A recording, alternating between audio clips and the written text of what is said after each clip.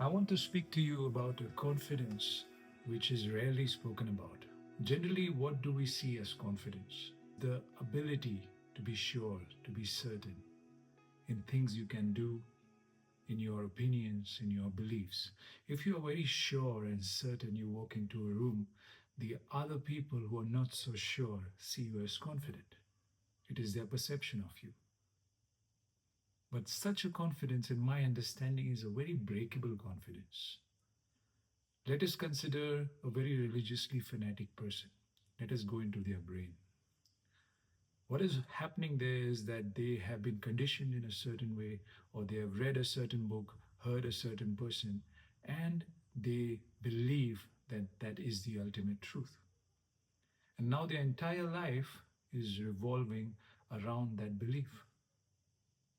If someone comes and challenges that belief, they are offended. If they are kind enough, then they are open for a dialogue. And when the other person puts an intelligent argument, they just dismiss it. They don't only dismiss the intelligence outside them, but they also repress the intelligence inside of them. And as a result, they become more and more stupid. They are trading their intelligence for the confidence. They're repressing their fear so that they can be confident about a certain belief. Now, there is another sort of a confident person who is getting confident by practice.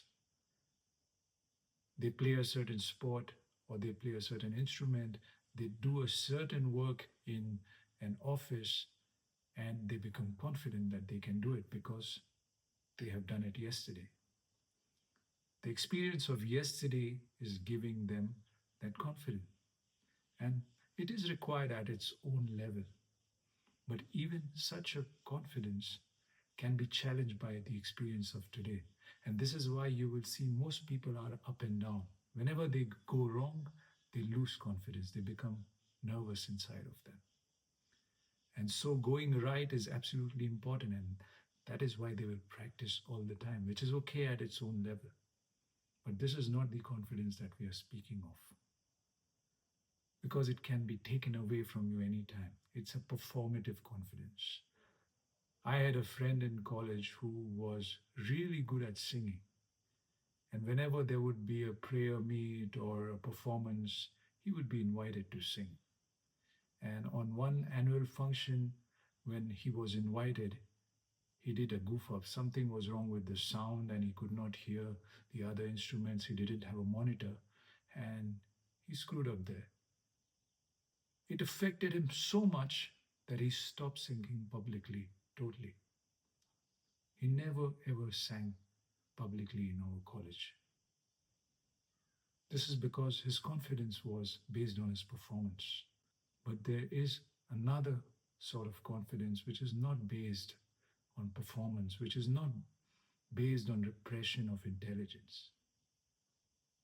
You see, all these sorts of confidence were coming from a state of knowing.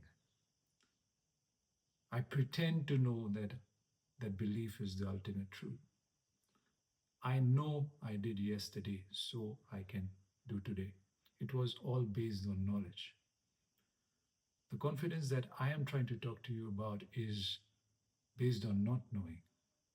When you do not know, which is the fact, you are actually with the truth when you function from this state of not knowing. When you don't know something as the absolute truth or the truth for the coming moment, you don't know what is going to happen.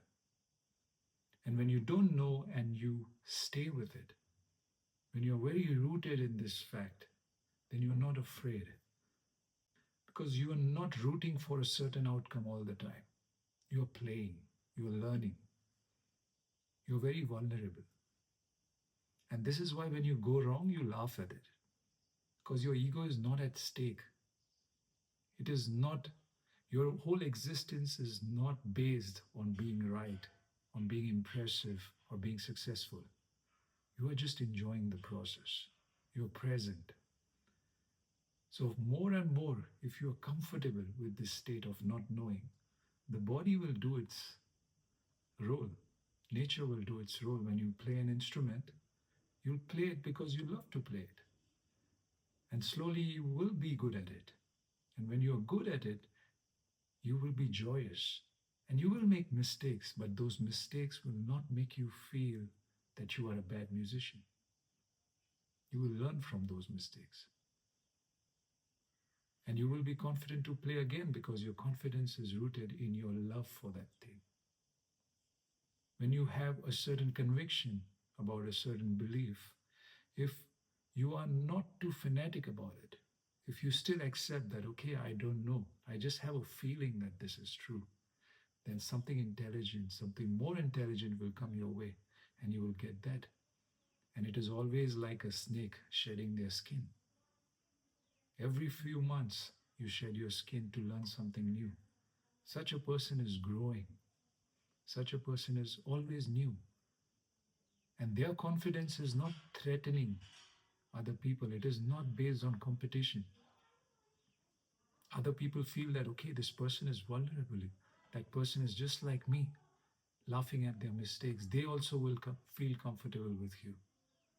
And they will learn with you. Such sort of confidence is rooted in community. You feel a sense of love around you because you're not aiming to be superior than somebody else. You are sharing what you know and you are ready to learn what you don't know. And in every field, this can be applied. And sometimes you'll have to be the rebel. You'll have to challenge the norm because the norm is always for people who are sure. It is not for people who are truthful, who say that they don't know. And you will have to rebel. You'll have to point out people that you're pretending that you know. And this is the freedom. This is what Socrates did. He pointed out that I know nothing and this is my truth.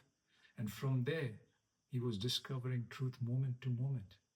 He could challenge all the people who are pretending. So such a confidence is of a child.